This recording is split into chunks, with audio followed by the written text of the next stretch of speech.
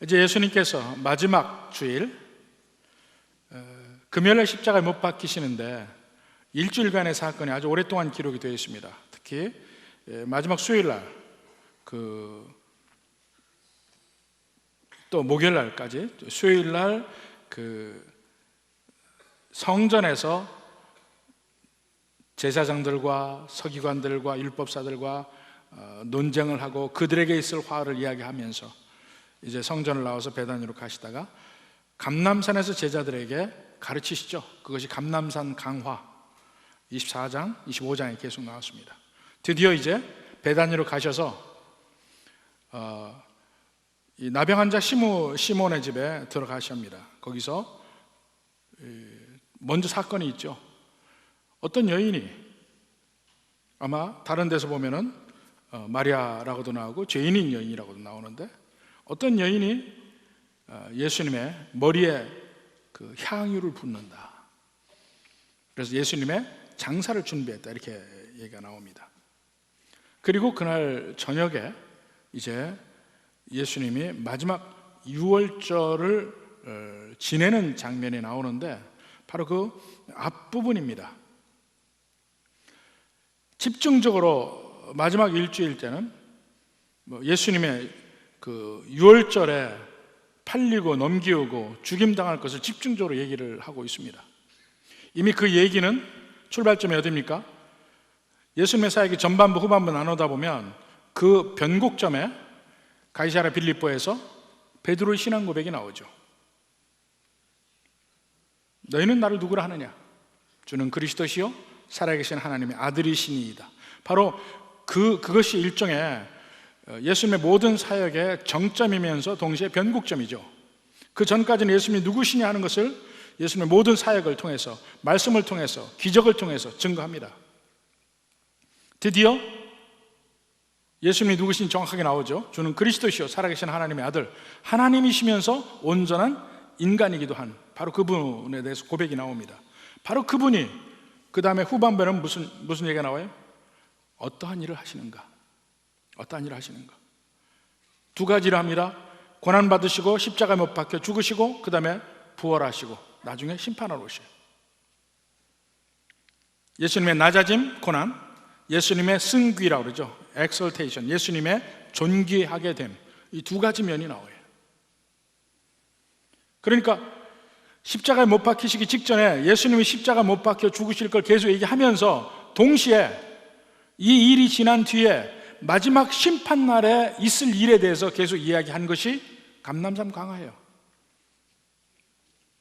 열전의 비유도 나오고 달란트 비유도 나오고 또 양과 염소의 비유도 나오고 마지막 심판날에 일어날 것 전부 다 그동안에 예수님이 십자가 죽으시고 그 다음에 천국 가셨다가 다시 오시는 그 사이에 너희는 어떻게 살아야 되느냐, 무엇을 준비할 것인가 얘기를 다 합니다.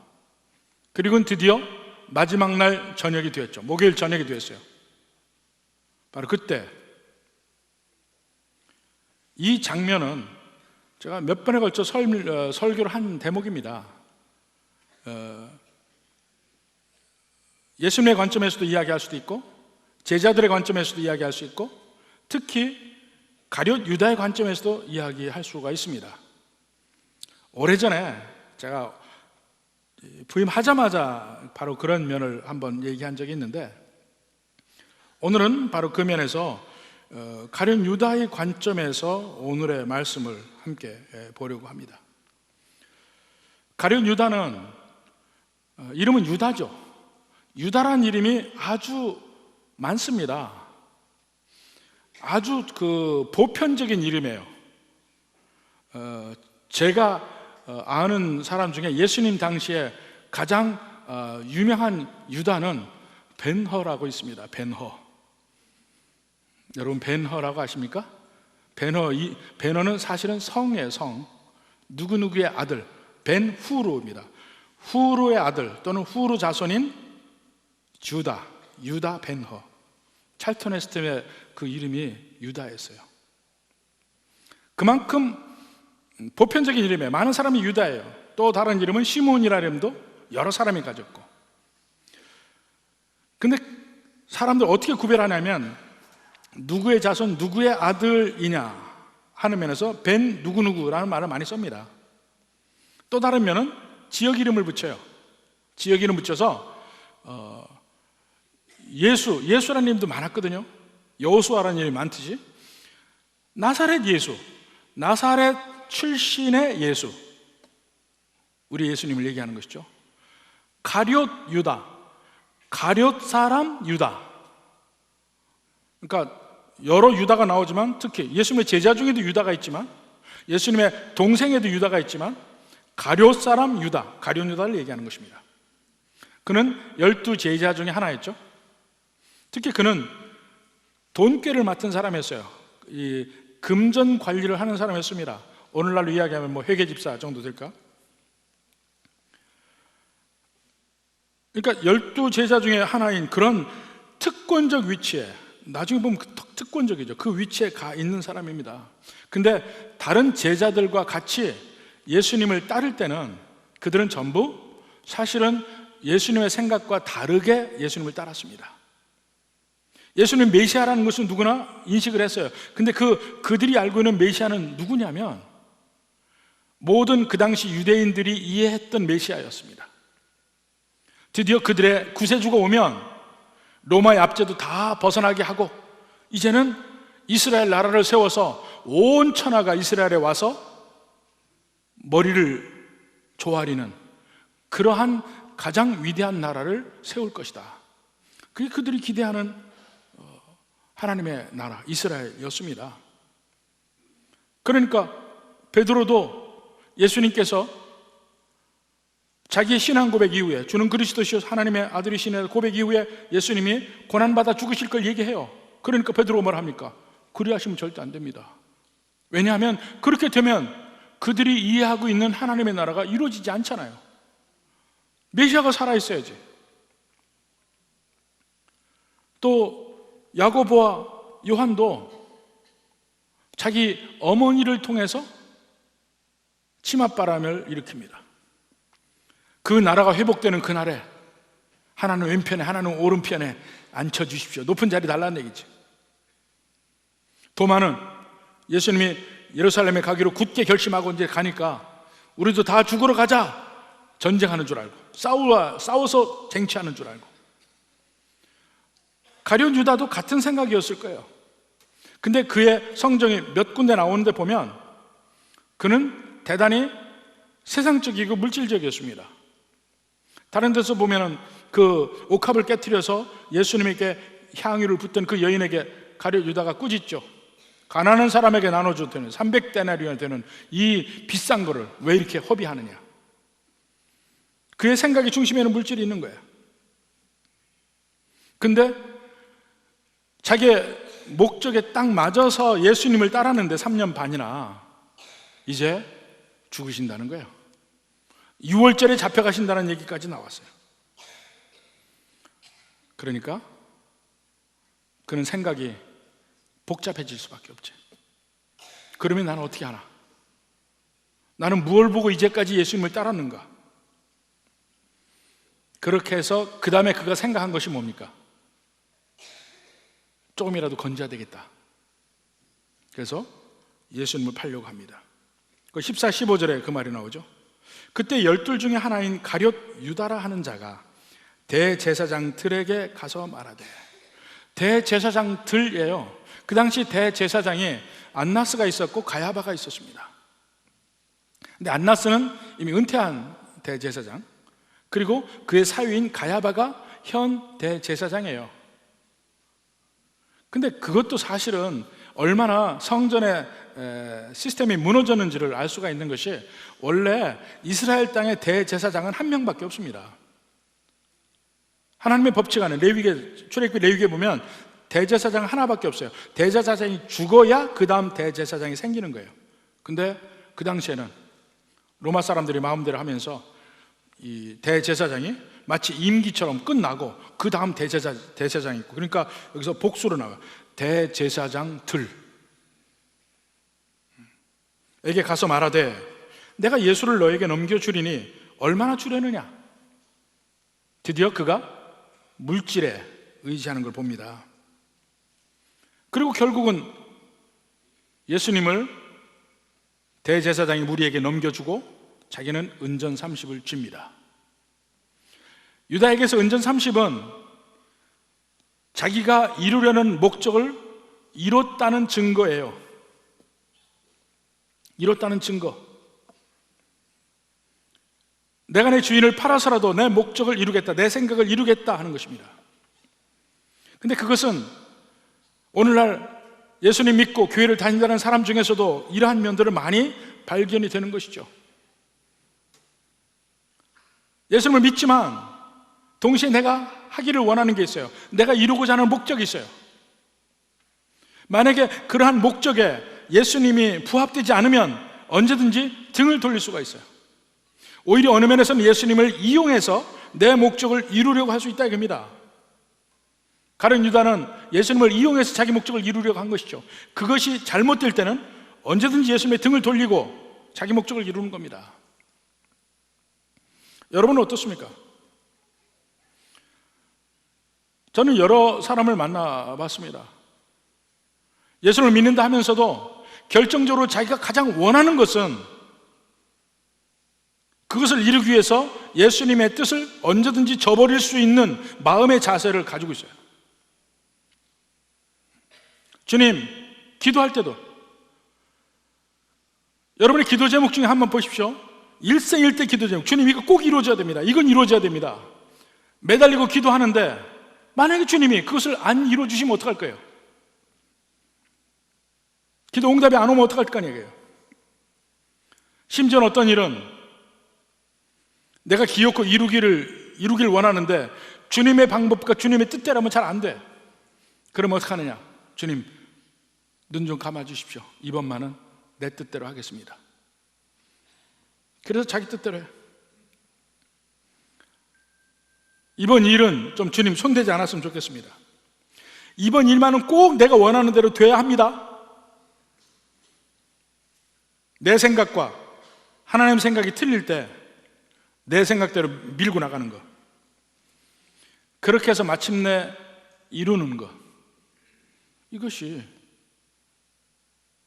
유다의 은전 30입니다. 여러분은 어떻습니까? 자기는 이뤘어요. 예수님 팔았어요. 은전 30 받았습니다. 근데 사실은 은전 30이, 여러분 그 생각 안 합니까? 은전 30 별것도 아닌 거 가지고 예수님 팔았구나, 이런 생각 할 수가 있어요. 그러면 혹시 여러분 만약에 은전 30이 아니고 은전 3만이면 어떻게 했어요? 3만. 은전 3만 하면 여러분 감이 안 오죠? 그냥 우리가 알기 쉽게 얘기합시다. 10억 주면 어떻게?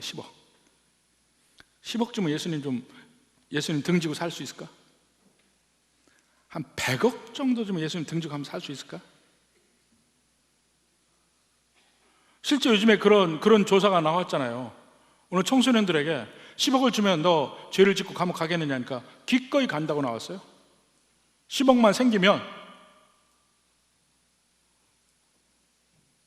여러분은 한번 그 실험을 해봤으면 참 좋겠는데, 얼마에 예수님 파나? 각 사람에게 얼마에 예수님 파나? 누구는 이렇게 얘기할 겁니다. 유다 기껏 은전 30에 팔아서, 그 은전 30은요 유다의 마음이 싸구려인 것도 표현하지만 더 중요한 것은 예수님이 그렇게 싸구려로 팔렸다는 걸 표현하는 거예요. 소 한 마리 값이에요, 그게. 예수님의 고난이 은전 30에도 표현되어 있는 겁니다. 근데 우리는 나름대로 값을 정해요. 내가 어느 정도 이익이 되면 주님의 뜻을 저버릴 수 있을까? 싸구려들 많아요. 조금만 이익이 되면 주님을 언제든지 팔 수 있는 자세가 있는 사람도 있고, 어떤 사람은 좀 큰 덩어리면 팔 것 같다 하는 사람이 있어요. 근데 싸구려나 비싸나 그게 그거예요, 사실은. 드디어 유다는 은전 30을 가지고 자기가 원하는 바를 이룹니다. 근데 사실 어느 면에서는 유다가 예수님을 팔고 은전 30을 받았잖아요. 그러면 유다가 예수님을 팔았냐 이거예요. 물론 그건 맞아요. 분명히 팔았어요. 그런데 사실은 예수님이 십자가에 가신 것이 유다 때문에 가신 건 아니에요. 유다 때문에 가신 건 아니에요. 이미 메시아가 이 땅에 와서 고난당하고 죽임당한다는 것은 이미 700년 전에 예언이 되어 있어요. 이사야서 53장 보십시오.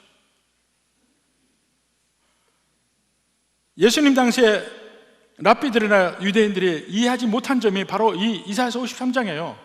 그들에게 메시아가 올 때 메시아는 권능과 능력으로 와서 그 이스라엘 나라를 회복하리라, 그것만 알았지 이미 이사야 선지자를 통해서 그가 고난당함을 통해서 이스라엘을 구원한다는 그 면은 못 봤습니다. 요즘은요, 그 유대학자들은 그걸 다 봅니다. 메시아가 오면 나중에 고난당하리라, 이걸 다 구약성경에서 보고 있어요. 단지 그 메시아가 예수님인 것을 부인할 뿐이에요. 근데 예수님 당시에는 그걸 못 봐요. 근데 이미 예언이 다 되어 있어요. 심지어는 예수님의 은전 30에 팔릴 것조차도 예언이 되어 있어요. 스가랴서 11장 12절. 내가 그들에게 이르되 너희가 좋게 여기거든 내 품삯을 내게 주고 그렇지 아니하거든 그만두라 할 때 그들이 곧 은 30개를 달아서 내 품삯을 삼은지라. 이 장면입니다.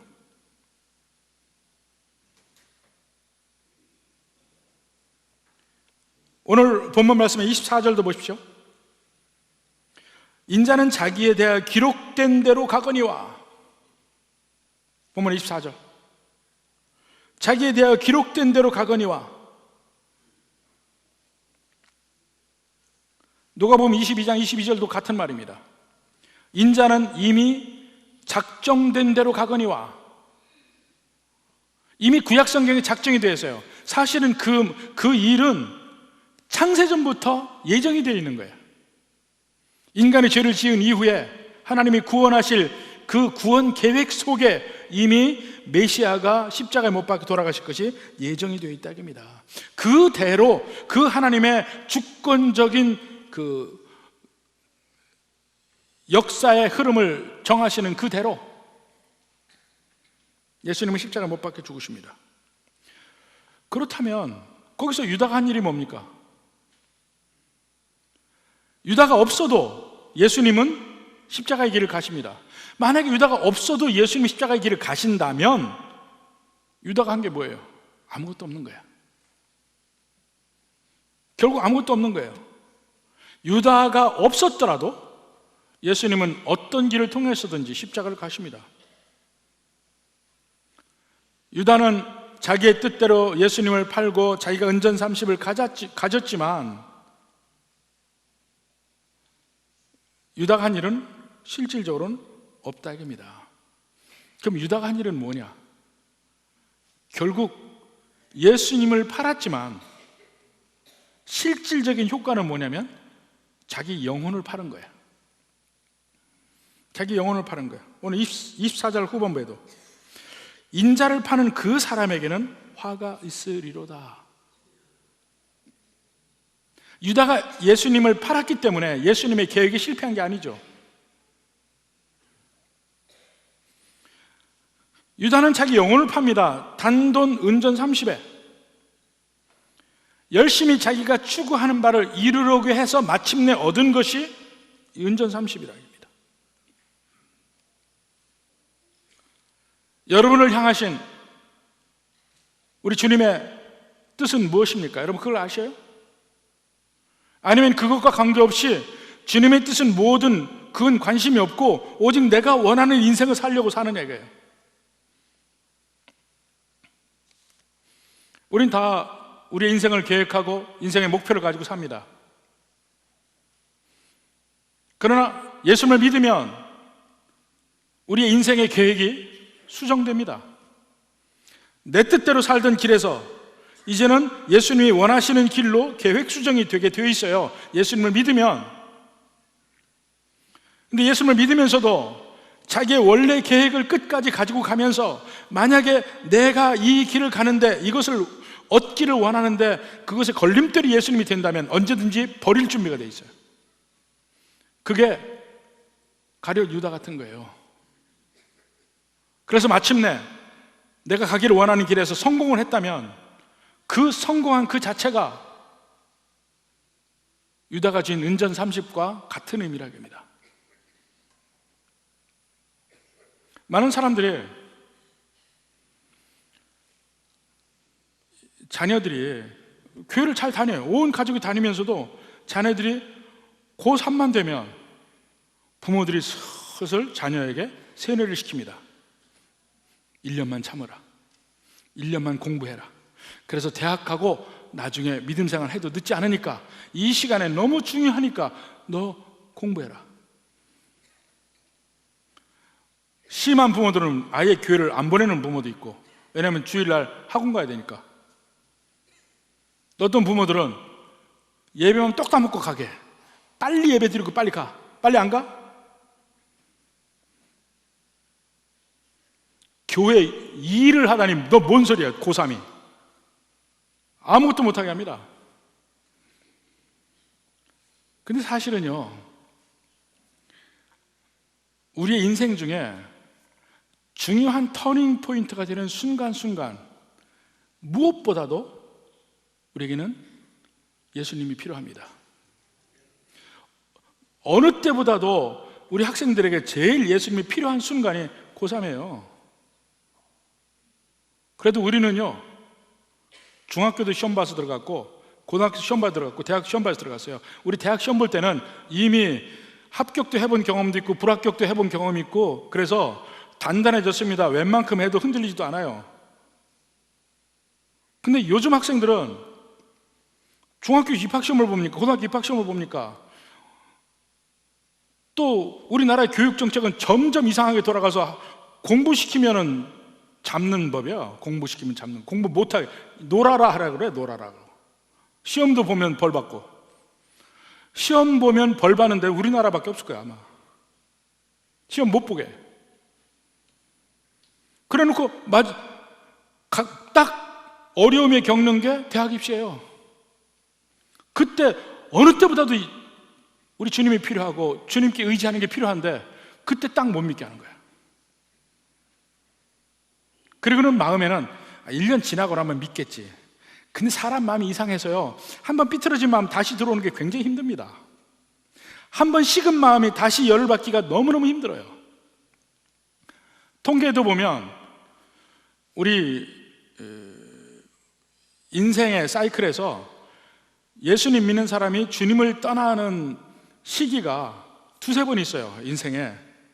그 중에 청년 때 몰려 있는데 제일 1번이 고등학교에서 대학 갈 때 신앙을 버립니다. 그때 신앙 딱 버려요. 그리고 두 번째가 취직을 할 때, 결혼할 때. 안 믿는 사람하고 만나가지고 신앙 버리는 일. 취직하면서 새로운 환경 속에서 적응하려고 하다가 신앙 버리는 일이 생겨요. 딱 그때입니다. 가장 중요한 인생의 변곡점에서 그때 더 주님을 단단히 붙들어야 되는데 주님을 놓는 법을 부모가 가르쳐요.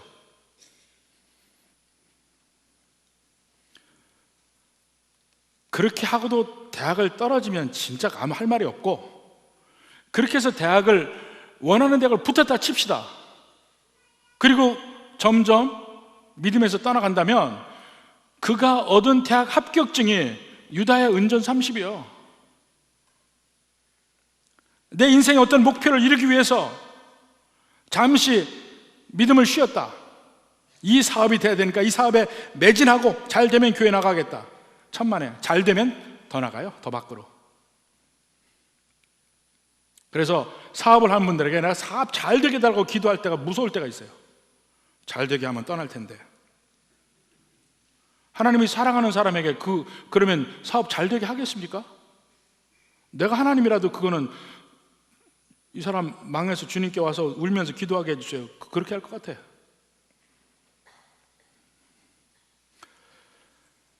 내가 원하는 목표를 이루는 거, 그 다음에 믿으면 되지.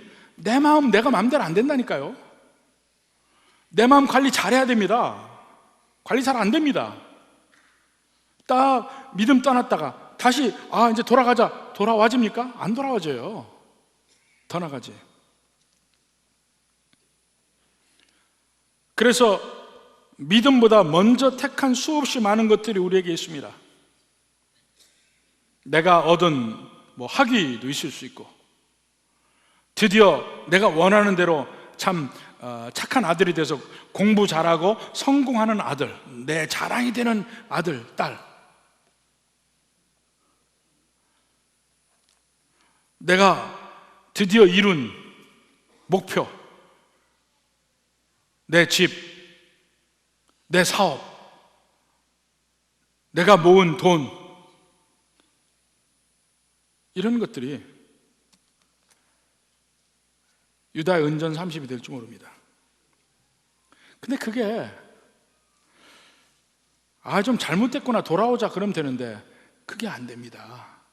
24절에 뭐라고 그랬어요? 인자를 파는 그 사람에게는 화가 있으리로다. 그 화가 뭡니까? 구원받지 못하는 거예요. 내가 교회를 다닌다고 해서 그게 끝이 아니잖아요. 내가 믿음이 있느냐가 문제잖아요.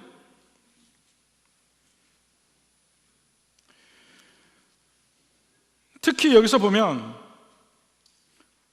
물질을 사랑하고 돈을 사랑하는 것이 자기 영혼을 망치는 것을 보여줍니다.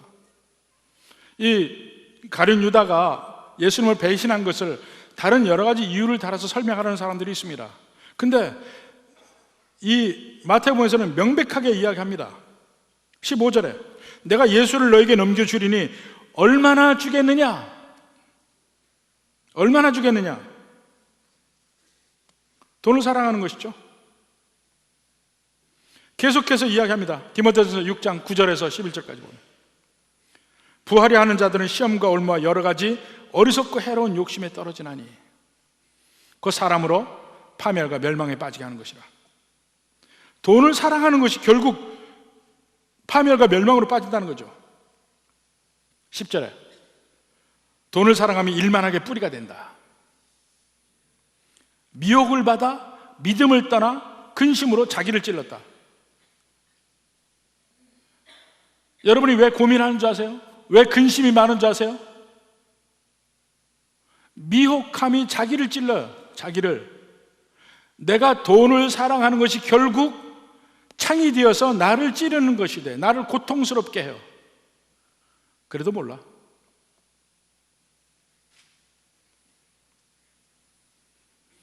오직 너 하나님의 사람아, 11절에 이것들을 피하고 의와 경건과 믿음과 사랑과 인내와 온유를 따르라. 그러니까 이것들은 돈을 사랑하면 반대예요. 돈을 사랑하면 의도 이루지 못하고 경건함도 안 되고 믿음도 없고 사랑도 없고 인내도 없고 온유도 없고 다 없는 거예요. 돈을 사랑하면. 그러니까 가룟 유다가 배신하는 게 너무 당연한 거죠. 돈을 사랑하니까.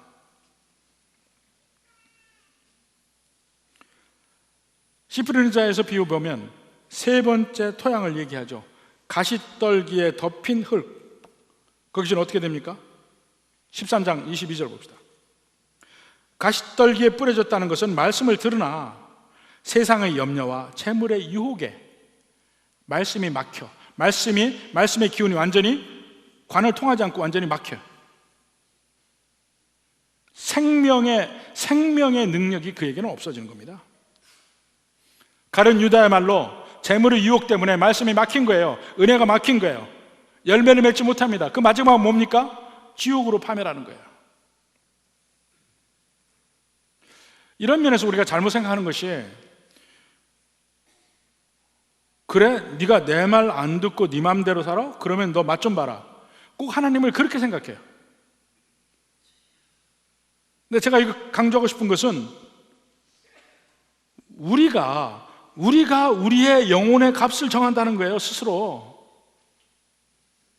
가룟 유다도 은전 30으로 예수님을 배신함으로 그것을 통해서 자기의 영혼의 값을 정한 거하고 똑같아요. 어떤 사람은 학위증이 자기의 영혼의 값일 수도 있고, 어떤 사람에게는 그 대학 합격증이 그 사람의 영혼의 값일 수도 있고, 어떤 사람에게는 기어코 믿지 않은 사람과 결혼해서 자기 영혼을 팔아넘길 수도 있고, 자기 사업 때문에 결국 믿는 일을 잘 못했다가 결국은 다른 길로 간다면 그의 성공한 사업이 그 사람 스스로 매긴 영혼의 값이에요. 여러분은 영혼의 값이 얼마라고 생각합니까? 심판날에 여러분 뭐라고 하겠어요? 열심히 살다 가요. 죄 안 짓고 심판날에 주님을 만나서 여러분 뭐라고 합니까? 주님, 저는 남 해롭지 않게 하고 열심히 살았습니다. 우리 가족 잘 부양하고 살았습니다.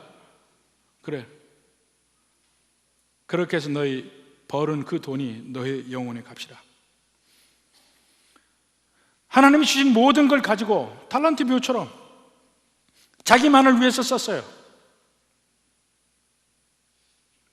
달란트를 땅속에 묻은 것과 똑같아요. 하나님을 위해서 쓴 것만이 남긴 거예요. 거기서 자기를 위해서 쓰고 멀리 가야 자기 가족을 위해서 쓴 것까지 가면 전부 그 달란트를 땅에 묻은 거하고 똑같다니까요. 적어도 나는 내 가족을 위해 살았습니다.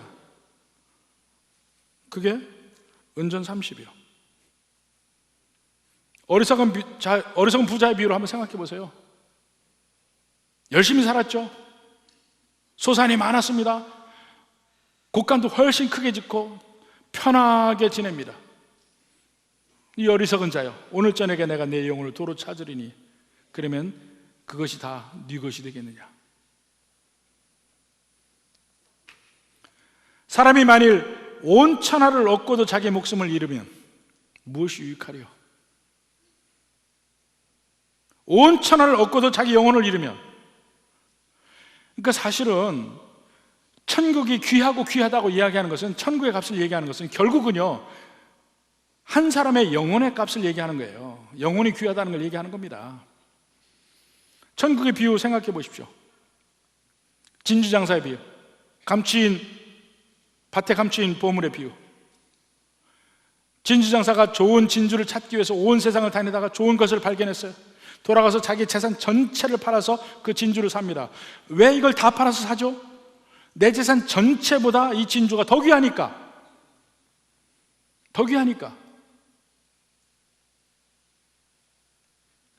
재산이 얼마큼 관계가 없어요. 언제나 천국은 더 귀하니까. 근데 그게 사실은 천국이 아니에요. 내 영혼의 값이에요. 내게 천국이 왜 귀합니까? 내가 천국에 들어가는 게 귀하다는 얘기예요. 아까도 온 천하를 얻고도 자기 목숨을 잃으면 천국에 못 들어간다는 얘기예요. 우리가 지난주에 옥합을 깨뜨려 향유를 예수님께 부은 그 여인의 얘기를 봤습니다. 왜 그랬을까요? 그때도 얘기했잖아요. 예수님이 가시는 길이 무엇인지 알기 때문에 그 은혜에 감사하는 거예요. 예수님 왜 십자가의 길을 갑니까? 우리의 영혼을 위해, 아니 우리라고 하지 맙시다. 내 영혼을 위해 십자가에 가시는 거예요. 그러면 나는 가룟 유다처럼 은 30에 아니면 은 3만에 은 3천만에 내 영혼을 팔 수 있지만 그게 내가 매긴 내 영혼의 값이에요. 그런데 하나님이 내 영혼의 값을 매긴 게 있습니다. 그건 얼마예요? 그게 예수님의 피예요. 하나님이 우리를 위해서 값을 치른 게 뭐냐면 예수 그리스도의 생명이라고. 예수님의 찢겨진 몸, 예수님의 흘리신 피, 그것이 나를 위해 하나님이 치르신 값이에요. 내 영혼의 값이에요. 그것을 아는 사람은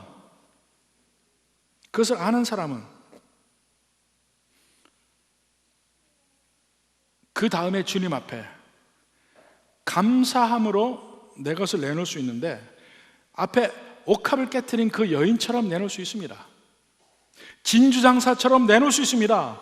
그 내 영혼의 값의 귀함, 얼마나 귀한지를 내가 깨달으면, 그냥 천국의 귀함이라고 얘기하지 마요. 여러분의 영혼의 귀함.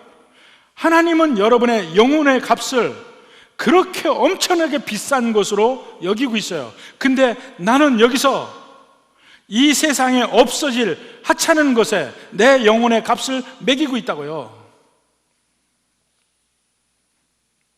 내 합격증, 내 이 재물, 내 이 이루고자 하는 목표, 이것을 위해서 하나님이 내게 주신 이 귀한 선물을 저버리고 산다니까. 그 가장 대표가 가룟 유다. 근데 가룟 유다는요, 다 우리의 영혼 속에 있습니다.